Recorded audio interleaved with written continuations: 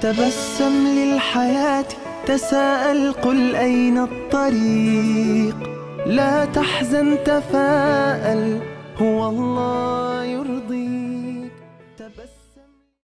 Bismillahirrahmanirrahim. Assalamualaikum warahmatullahi wabarakatuh. Bismillah walhamdulillah wassalatu wassalamu ala rasulillah Muhammad ibni Abdillah wa ala alihi wa sahbihi wa mawala wa ba'd. Anak-anakku sekalian, mudah-mudahan kita semuanya selalu ada di dalam lindungan dan pertolongan Allah Subhanahu wa ta'ala. Ketika Nabi kita Muhammad sallallahu alaihi wasallam beliau di Isra Mi'rajkan oleh Allah Subhanahu wa ta'ala, maka selain menerima perintah sholat adalah linuriyahu min ayatina, kata Allah, kami akan memperlihatkan tanda-tanda keagungan, tanda-tanda kekuasaan, dan tanda-tanda kebesarannya. Jadi selain Allah memerintahkan, mewajibkan sholat kepada Nabi kita dan kepada umat, termasuk kepada kita, Isra Mi'raj yang terjadi juga adalah Allah ingin memperlihatkan tanda-tanda kebesarannya. Nah, termasuk tanda-tanda kebesaran Allah Subhanahu wa ta'ala adalah memperlihatkan gambaran-gambaran apa yang akan terjadi dan apa yang akan dialami oleh umatnya, yang akan dialami oleh kita kelak di akhirat nanti. Disitulah Allah Subhanahu wa ta'ala memperlihatkan gimana umatnya Nabi Muhammad. Ada yang bahagia dan ada yang derita. Siapa mereka itu?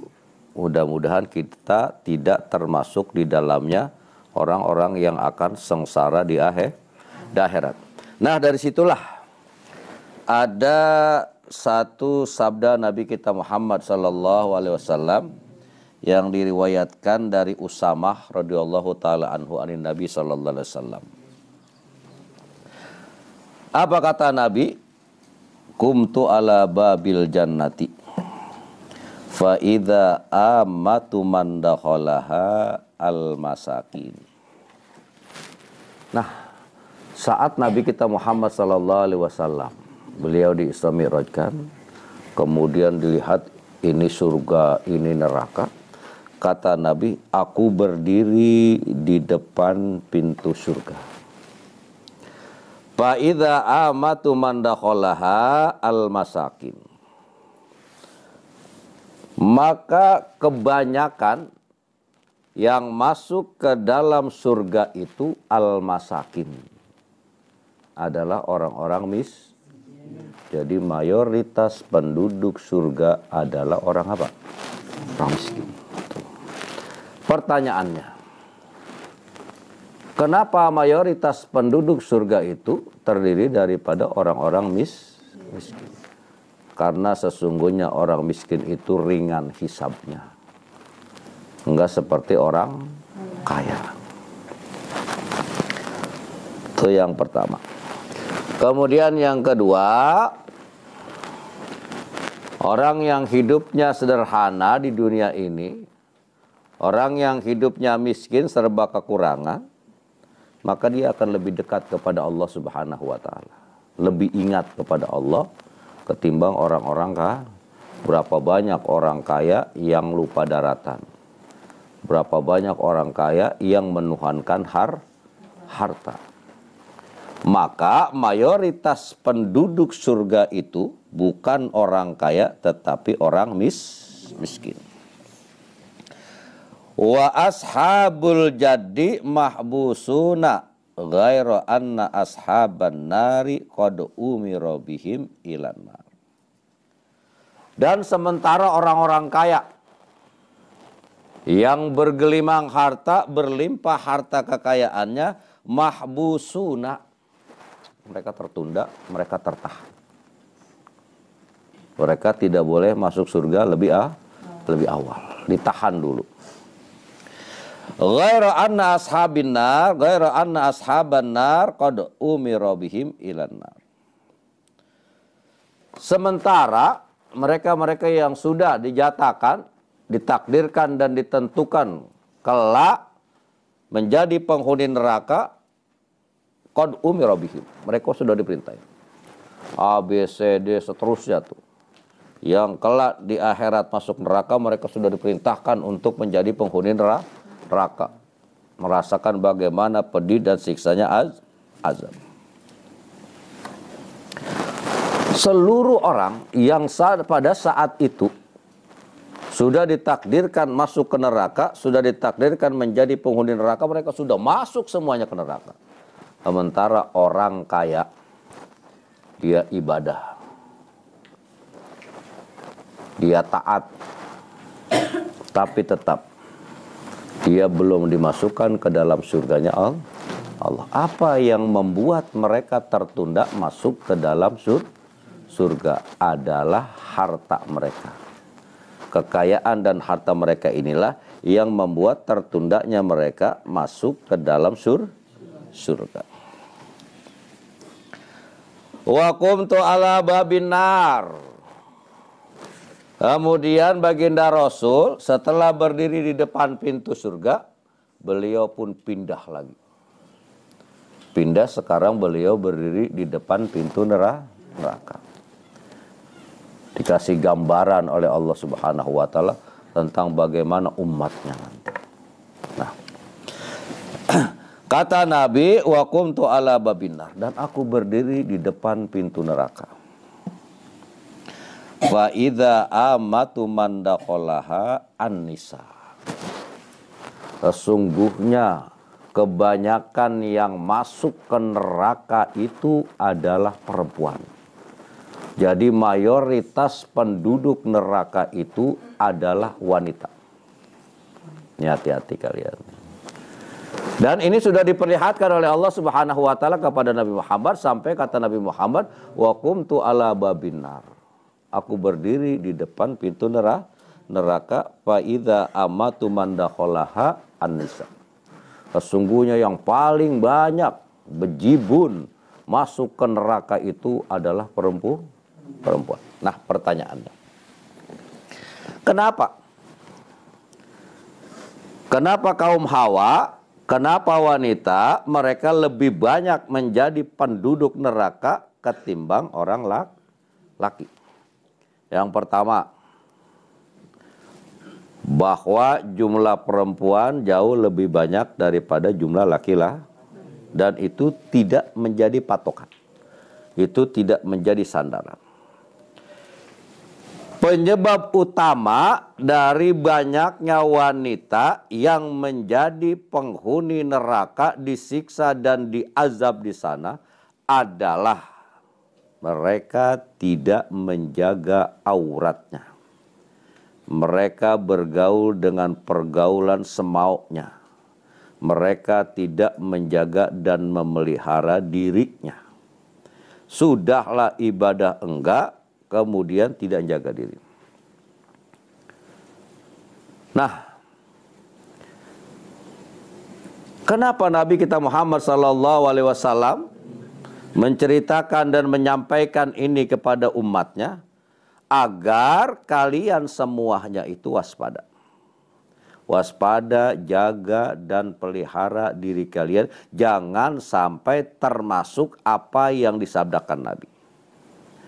Walaupun sebegitu banyaknya kelak di akhirat, mayoritas penduduk neraka itu adalah wanita, maka hendaknya lah kalian jangan sampai ada di dalamnya.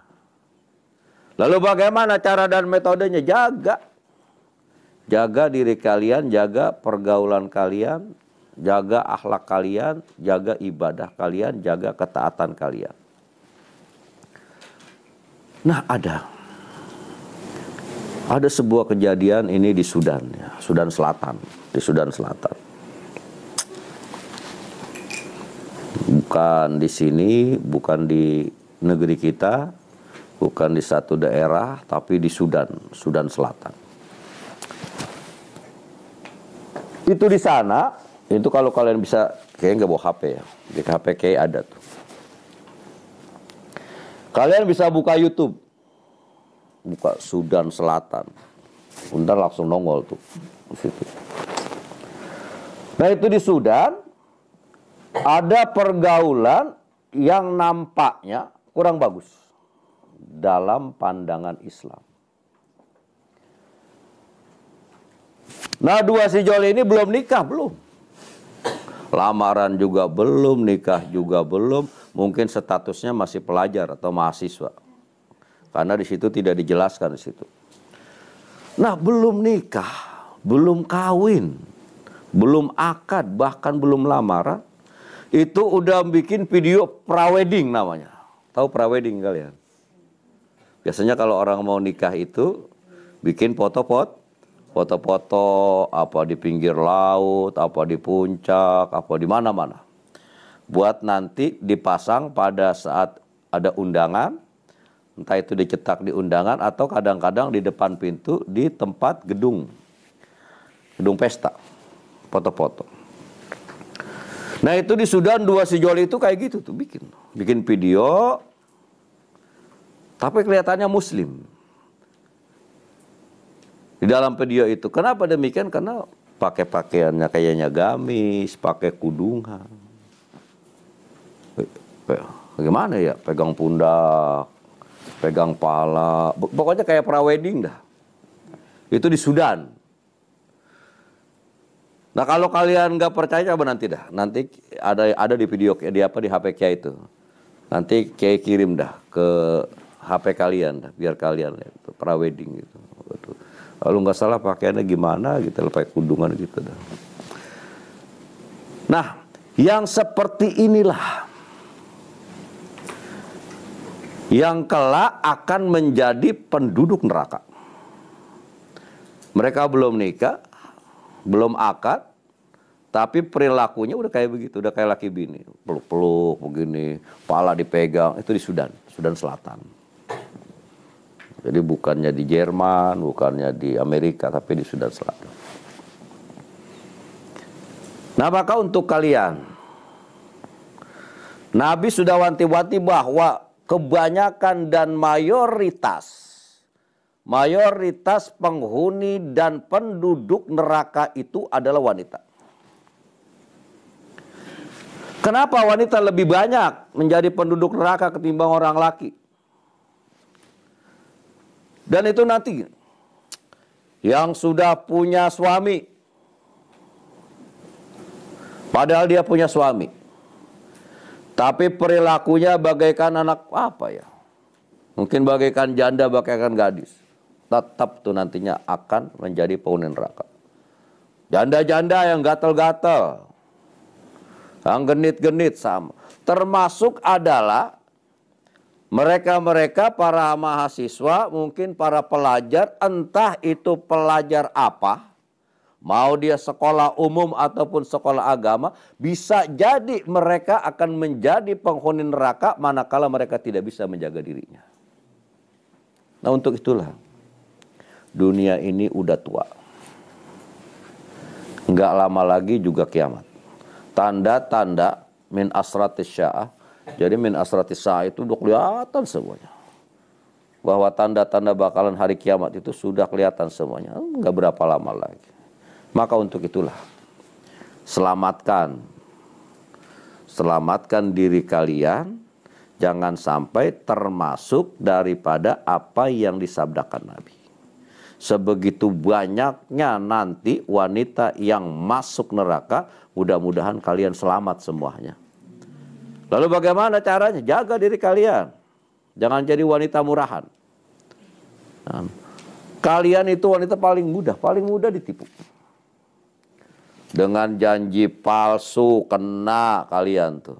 Dengan rayuan gombal kena.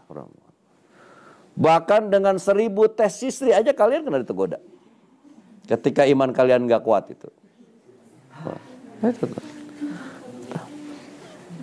Ya. Makanya hati-hati buat nih yang perempuan nih, hati-hati. Jaga.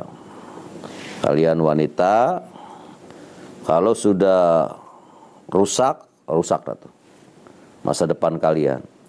Maka jaga, pelihara diri kalian jangan sampai rusak. Yang lebih dari itu, jangan sampai nanti menjadi penghuni neraka. Makanya kalian jangan mau digoda-godain, jual mahal sama lelaki. Nah, kayak lagi cerita lagi nih, cerita lain. Tapi ini di Djibouti, tahu Djibouti kalian? Djibouti itu di Afrika. Ini cerita di Afrika ya. Di Afrika itu cewek baru sanawiyah. Kayak SMP gitu di Djibouti. Itu Masya Allah, udah genitnya 13 setan, bukan 12 setan. Naik atau 13 setan. Kak, kakak punya foto Sandu enggak, Kak? Begitu tuh. Foto siapa? Foto si A. Foto yang mana? Yang lagi diri berdua, Kak, kirimin dong, Kak.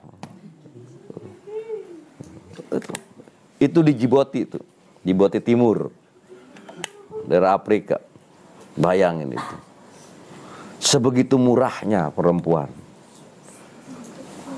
Sampai seperti itu. Ada lagi. Ini cerita lagi. Ini kali ini dia ini mah. Jangan di Sudan udah ya. Sudan Selatan udah, Djibouti udah. Di Nigeria. Di Nigeria. Nah itu di Nigeria itu ada mata-mata. Tahu mata-mata kalian? Mata-mata itu ngeliatin orang, ngeliatin orang. Nah saat itu di Nigeria ini, Mbak, anak itu nyantren di Nigeria. Nyantren. Kemudian dia lagi pulang ke rumahnya.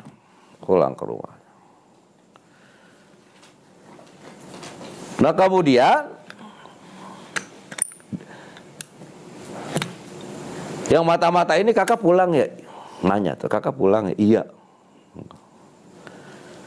Terus kakak udah nyampe di mana? Di jalan. Itu tuh jawabannya tuh, jalan. Udah lama lagi. Kakak udah nyampe mana? Di warung. Terus yang itunya, ada Pak Kiai nggak? Ada, lagi duduk. Ini di Nigeria. Jadi dia mata-matain, nengok ada kayak apa kagak, pakai kagak. Nah, ketika dibilang ada, oke.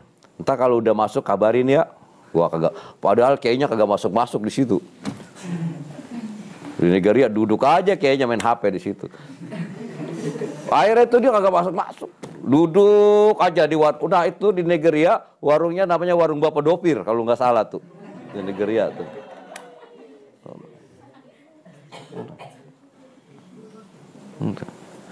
Nah saat itu